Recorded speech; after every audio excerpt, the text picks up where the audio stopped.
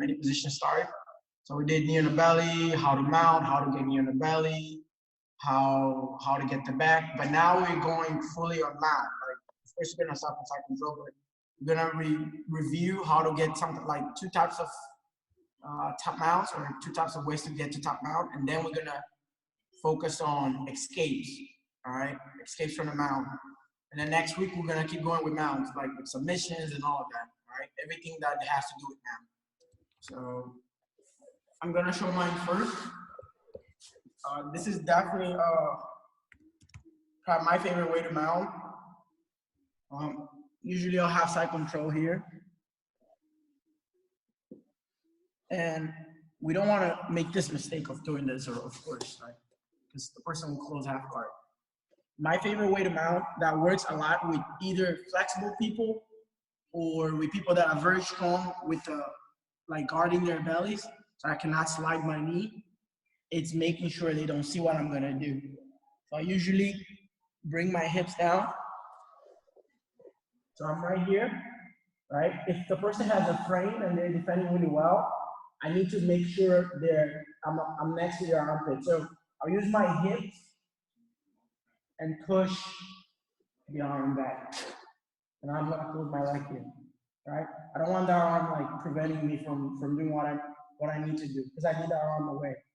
Now I'm gonna sit here. So over here, right? I'm gonna sit right here. Now I'll try my best to walk back and make sure their arms go up, like further away. So here, I'm gonna walk back a little bit here. So I'm right here, right? My knee's connecting to the hip. I walk back a little bit, all right? My knee's still connecting to the person here. From here, I'll keep putting the pressure so the person looks away, right? And I'll grab my foot and I'll turn. All right? So this side.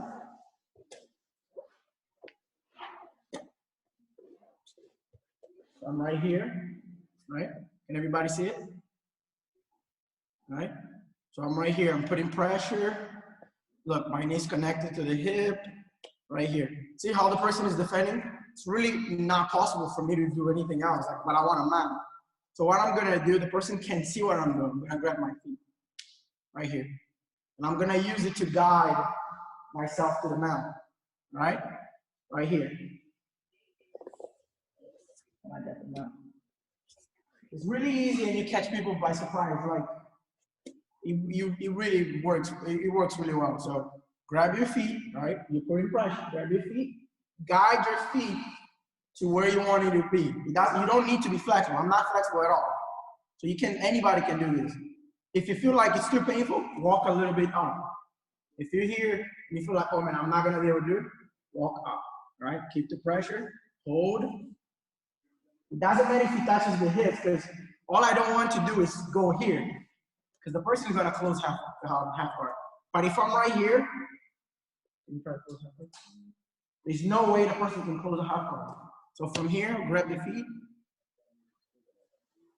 and I get them out. All right? All right. Sorry. You guys have any questions? It's pretty simple, and we do have this technique up already. I have more details on it. The videos in the portal. Mr. Gary just talked about the members portal. Everybody will be able to get in there. And it's also on Instagram, it's also on It's Easy, it's also on our YouTube page, so you'll be able to watch that video pretty much anywhere. So I think you're gonna go with your skin first. You won't be so hard. Do you still need to review? Yeah, Professor Kristina is gonna review another way to get to the mount, right? And then we'll move on. So this one's just a review, but it kind of puts side control and knee and belly all together, since we're gonna start with side control. So I'll actually start this way.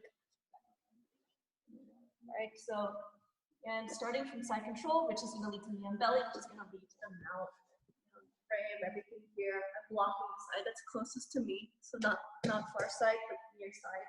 So I can grab on the pant. Again, this is just a view.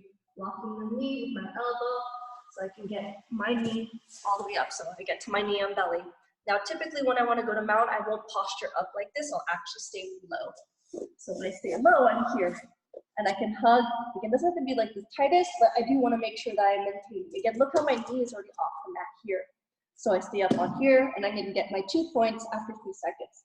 Now I need to progress onto the mount. So I need to get rid of this arm here first. Because if it's here, he's gonna keep that frame here, and it's gonna make it very hard. He might be able to hit the skate or bump or something. So my knee is gonna go back onto the mat, but very, very close to his body. You can see right here. All right, and now I can slide it up underneath his armpit and get it up as high as possible. Okay, I want to aim for like the shoulder or above the shoulder or even towards where his head is if I can. Now, since I have my arms, my hands clasped here, I can open up the elbow, right? So I can base onto the side here. As I'm doing that, I'm walking forward so that my foot goes up onto the hip, and now I'm to the mount. Show that from a different angle. Okay, again, just review. Side control, walking the hip closest to me, grabbing the hip, the pant material here closest to me, so I can block the knee with my elbow and my forearm, making room for the knee on the belly. And look how I already have my shin all the way across, and I already have my knee off here too. 1, 2, 3, I get 2 points. Now I want to go to mount. So I'm going to bring my knee that was basing close to the body, and I slide it up. Look how my body slides up too. If I stay low here, I'm gonna have a very hard time pulling my leg. It's gonna catch my foot. Okay. So I have to slide up, right? And I'm holding on here, I'm basing out. So now that I've slid up, now I can walk this knee up. Right above the hips. And now I have a mount. And it'll go straight to the high mount where I'm sitting on his chest as opposed to on his hips or his waist. And then pinching my knees here. It makes it really easy for me to start attacking. We'll go on to, any questions on that one? Again, since just review, I know I taught it in class at one point, and I think there might even be a video for that one too. Mm-hmm. So if you have any questions, we'll just move on to mount skates. And the good thing about this one too is if you have a partner to train with at home, you can practice both things from today. Practicing getting them out, and then once a person gets them out, person on bottom ties escapes. And we're going to go over 2 different escapes. Mm-hmm. You go first. All right. So no questions? I have a question. No. Which one has a question? Oh. Go ahead. So on both occasions, you really weren't paying too much mind to the hand that's cross-facing, that basically the frame underneath the chin. What if that person is really aggressive and pushing your face away to create space? Do you address that hand first before starting to move? You want to answer first? The frame, the arm that's closest to the hip? No, the cross face. He's saying, what if the person is like, those persons are like very crazy about pushing? So that's mean like, what do you do like for control? Is that what you're asking? Yeah, so I know right now with both of you, you were. Let me try to do it and say if that's right. So I can cross face. So if somebody is cross facing you to mount, right? If the person if the person is right here, like this. Yeah. So in this case here, like they're pushing away, I can either drop my hip, which is going to kill that push right away. I can either drop my hip to either way. So either dropping it facing his legs, I can also drop base and face towards his head as well. This will kill that ability because for as long as I'm here, yeah, he'll be able to bench press me all day. But the moment that I switch angle, it kills his power here. So, and you can switch face to either side, either facing the leg or facing the hip. If you feel like, this is what a good point too is, this is why you don't want to overcommit, bringing your body too far over their midline, which means I'm going towards you guys as opposed to having my weight towards my side. Because then if they're really strong, they're gonna bench press and roll you over. So in my case, when I say make sure the arm next to you is taken out, like the frame is away, it's because of that too. So when I'm here, if the person has a frame, it's easier for them to push, right? But if I take that arm away, person cannot push me with one arm. But my neck is right here, so like if you're like this, you're pretty much choking yourself. So you gotta look away, and you can still put the pressure. And then again, I'll be sitting, so person really like maximum the person can put. And if they push me, it does not matter because look, they pushing me. I'm still mounting. It will happen a lot. The strongest person will push you away. Look, I can still mount. That's why it's so sneaky, because you're grabbing your feet. Even if sometimes when they turn all the way to the side, I can still mount, right?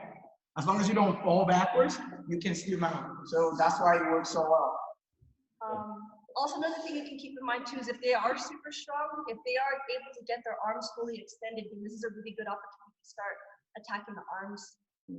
You can also switch to fastening on belly, which can also lead to an arm.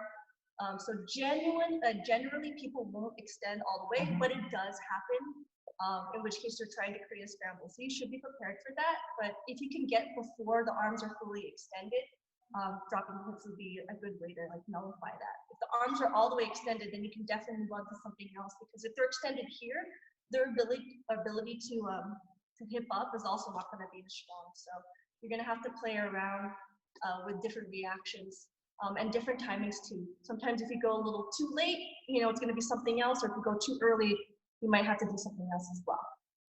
All right. Did I get the answer? Yeah, good. You sure? You have all the time in the world. You can ask more. He's just trying to relay the fact that I can mount. Good question. Great. All right. So now, all right, you can do here because I'll take this. Yeah, I'll take this side so that they can see what I'm doing. Okay. All right. So person is mounted. First things first, I wanna make sure my elbows. In my case, I like to have my elbows right here because I don't want the person to bring my arms up, because now I feel like I'm really, I will tap. The person will attack something. So right here, I still have the hope that I can get out, all right? And then my second step will be to turn to your side. Not like this and give your back, not like that. Just a little bit, because I need to focus on one of the moves, right? So right here, right? I'm gonna just turn a little bit in a way that I can still look at the person. Don't look away, because now the person can S-mount and get your back and choke you and all type of submission. So still look at the person. So you're only really turning a little bit. My elbow is already, like as I'm turning, my one elbow here is already pushing the person's knee. Now I'm gonna use my arms, right? To push. Look, you don't need, that's what I'm saying, you don't need to kill yourself and struggle to push it all the way. It's just a little bit, and my leg here is gonna do this. See my leg on the mat? It's gonna help me with that. So don't leave your leg up and try to push like this, because the person will look at the hook. So your leg has to be on the mat. So right here, hold, look, my leg goes on the mat. Now I'm gonna move as I push. All right, so again, right here, look, as I push a little bit, see how my leg moves under the person's knee? That's important, because if you're small and you're weak, I had to learn this the hard way, because I used to try and push, and guys like Mr. Gary, Coach Hernan, Coach Mike, so strong, I didn't, even Coach Kristina, look, even Kristina, because she has a good mount, I can't move it, so I need to move my leg here, look. It doesn't matter how strong the person is, I can move my leg here. All right? All right. The next step that is together with this, right? I'm not gonna do this and then try to turn my butt out. It's gonna be too late. She's gonna flat me out. So it's gonna be one time. Or even here, it doesn't really matter. All right? Fine. I'll explain why. Guys, again, you saw, just push my leg here for the knee shield. What I want to say is, if you're here, it's better than being here.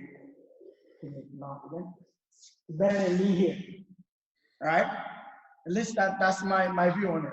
If you have half guard, even if you're flat out, it's much better than somebody having mountain. All right? So go back down. All right, so here, elbows, turn, push, here, all right, and I'm here. I don't need to fully go to guard, all right, just half guard is the first step.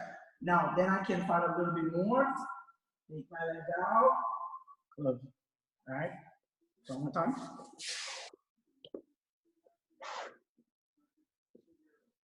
Again, let me say this again. If you can only just get to half guard, then stop there.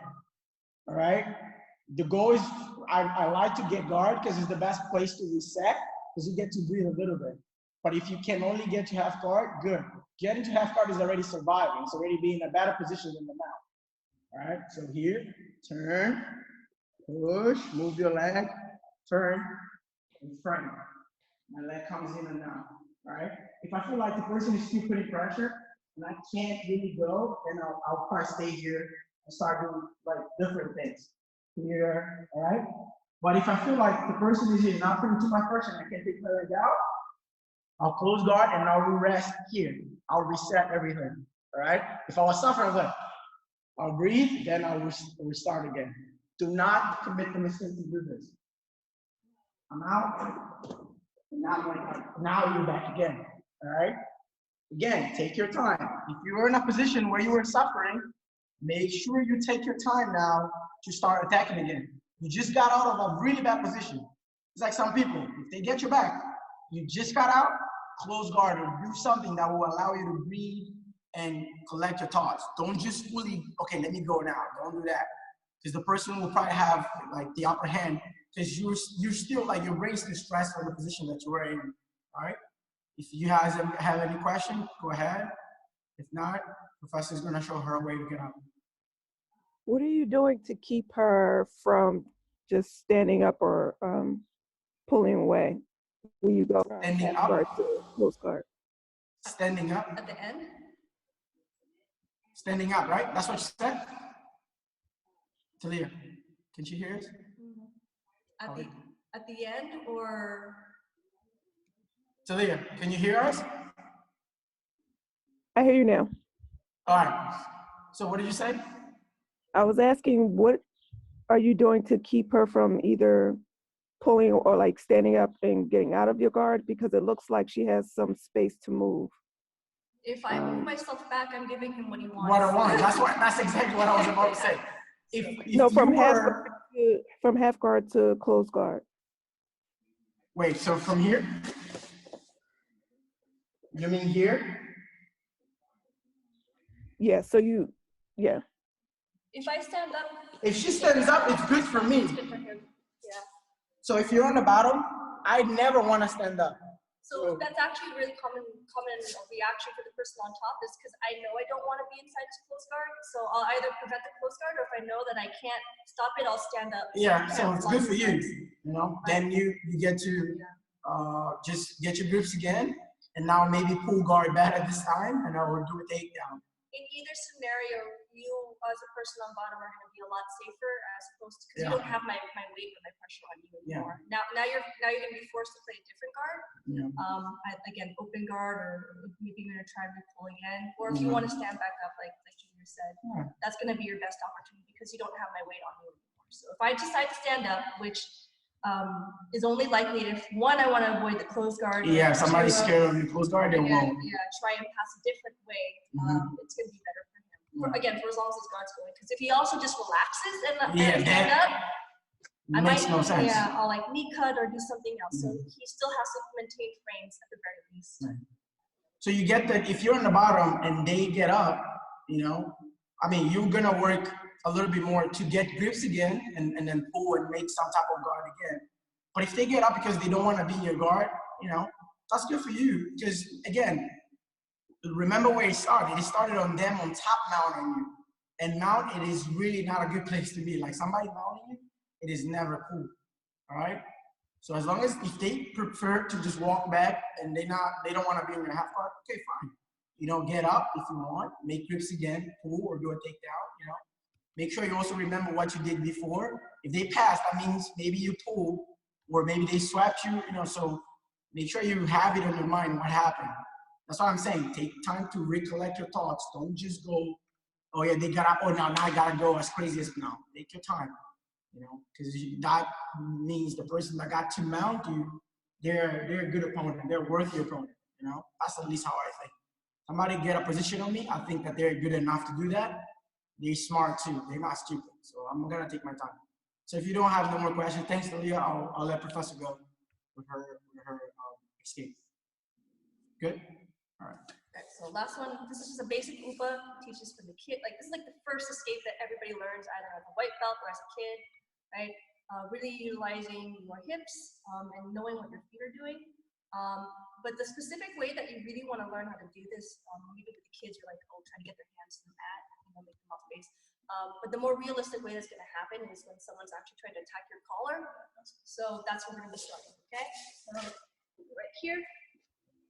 Junior's gonna be mounting me, and I'm already gonna have my frames here too as well. Like same point that Junior made. I don't want his knees high up where my elbows are exposed, and now my arms are exposed. So I want to make sure I have a little bit of frame here, okay? And I keep them down, and I can pick whichever side. So turn. I like picking one side because this makes it also too. If I want to do a different type of escape, I can do that as well. Like I can use Junior's escape right now if I want to.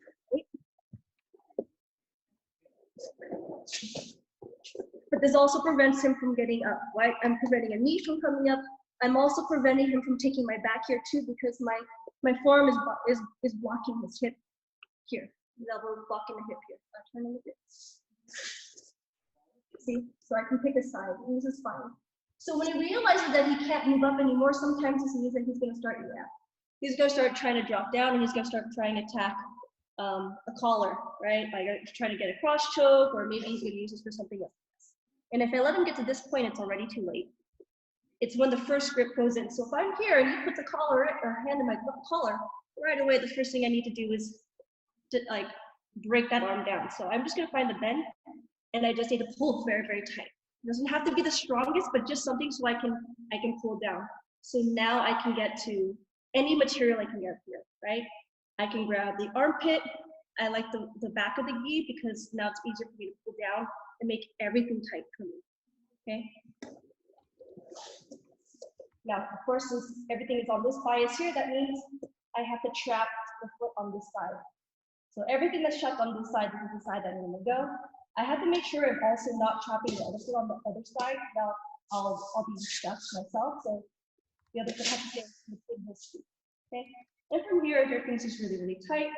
When I bridge and roll, I'm not just trying to take him straight to the side because I'm really stuck.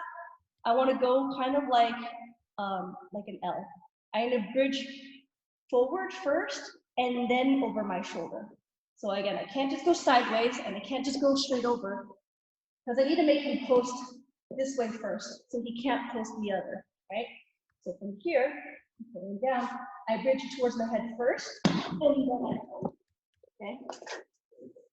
Again, he will post. If he doesn't post, his face is gonna smack into the ground. You will, right away, bam, bam. Pulling tight, trapping a foot. Again, hard bridge, right above my head first, to make it easy. Then I can go off to the side. Once I'm here, I don't stay here too. I have to break the grip. If I stay here, my side is closed guard, and he might be able to still cross choke me. So it's very, very important that the moment that we come up on top, we break the grip.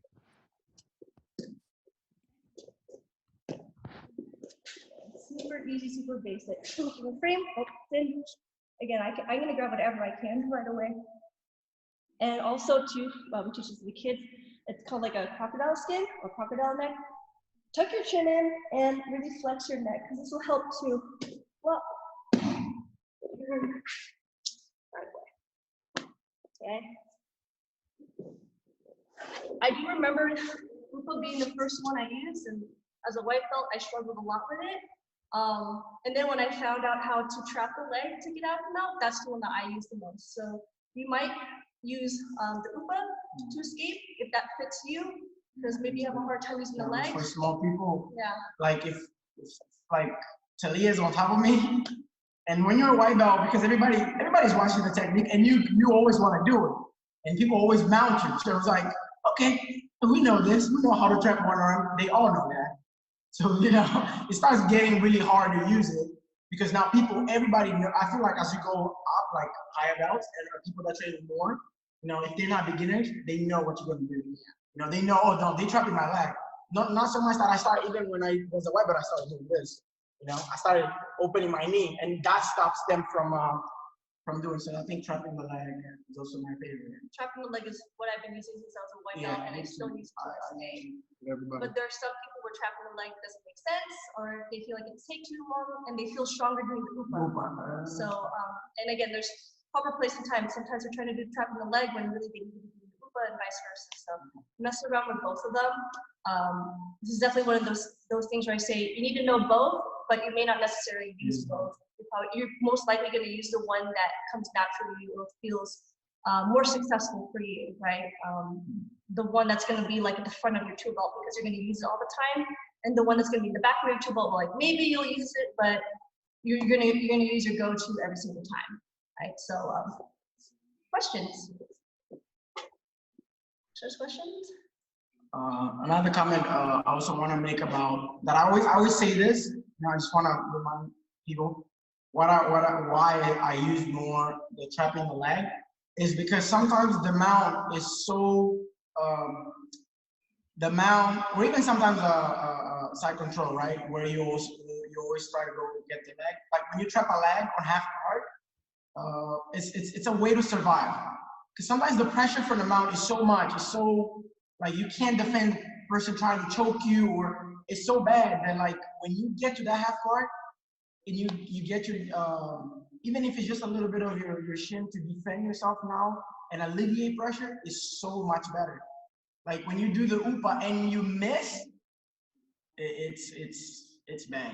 I feel like it is really bad because now the person knows what you're trying to do. Sometimes I actually use upa with smaller people as opposed to bigger people because bigger people, it's easier for me to find the leg. With smaller people, they're like they hide their feet, so I have a hard time doing the trapping the leg one. So I have to use the upa, if not to successfully escape, but even enough to get them to post, and then I can switch to something else. So again, sometimes in combination as well. And like a great detail that I would say is the waiting for the person to attack. Instead of you trying, like as we learn in a white belt, at least I learned it that way too, where you try to bring their arms to the mat, and that always doesn't work. And it's like, oh, but I think because everybody will attack, there's almost nobody that gets them out, and then they don't want to attack. So they will post their arms on you, or I think that one the professor showed really works really well, and I felt it too. I was trying to move my arm, once she breaks my arm down and brings my arm to the chest. I mean, the attack is pretty much stopped, and I'll try to probably like use the other arm, the other hand. And even when she brings me up, it's better than when people just try to bring you.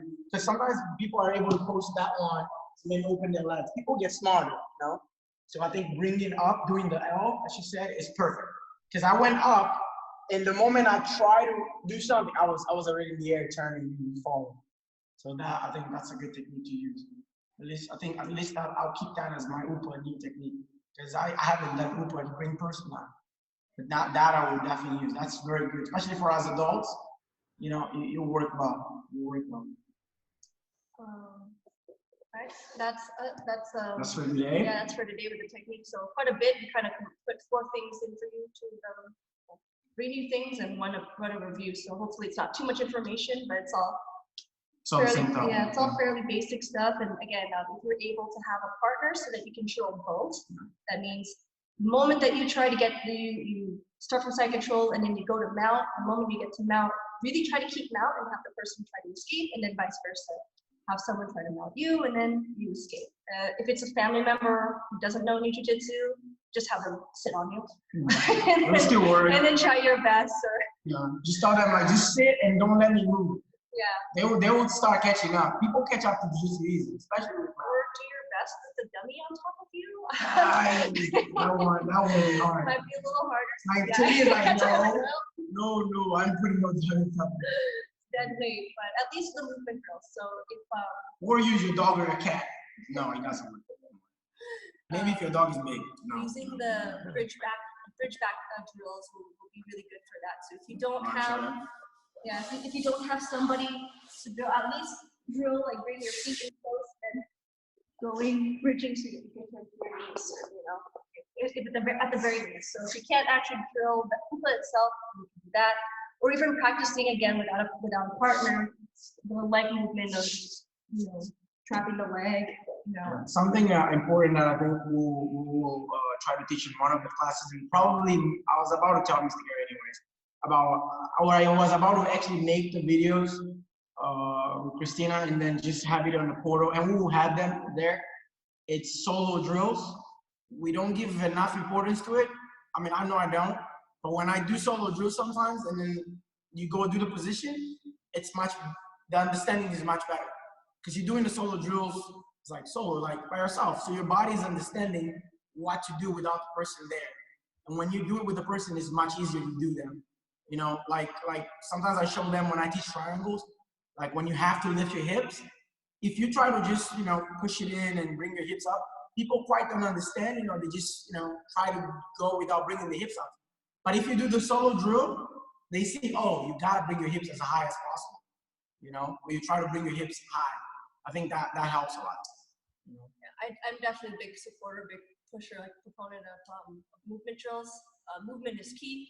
I coming from my experiences, so many years of dancing, starting off as a dancer from the age of 5. The more you understand movement and the more you understand how your body moves, the easier it is for you to learn technique and then apply the technique. So you may think like, oh, well, I'm not rolling or I'm not actually doing jujitsu moves. Actually improving. But just being able to connect that synapse in your brain of like, okay, this is the movement, this is how it's going to translate, finding that middle ground, definitely something to take advantage of. So hopefully we can bring that content to you guys. I think that's it. Gary, did you have anything to close off with? You look so serious. Are you okay? No,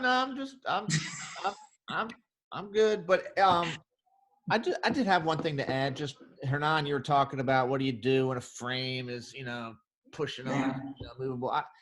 I learned when I was a very young man from a 7th degree judo master, and this is at a time when,